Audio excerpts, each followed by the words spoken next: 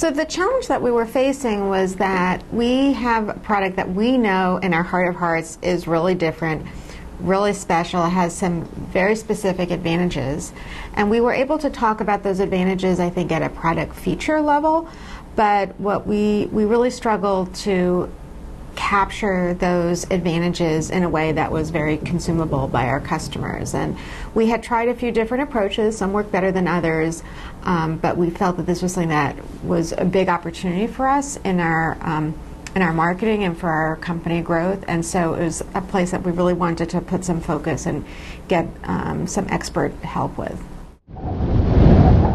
We had done a similar process about a year prior that we got a couple good ideas from, but we never really had confidence in it because we felt that it was not adequately based on data. And so we talked to a few agencies, and in all of those discussions we insisted that there would be a lot of customer research.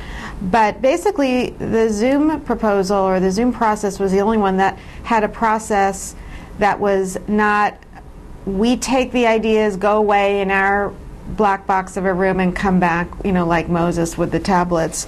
We get your feedback and we go and do the customer research and then we go away and then we come back with the answer. I'm like, well, what do you do there? Like, well, we just do it. And I was like, that wasn't a good enough process for us. And we frankly wanted to feel like there was a process that was a little bit more scientific, recognizing that marketing is both art and science. And so we felt that the Zoom process had that, and also was not a black box, that we were going to be in the box with the team working on the project.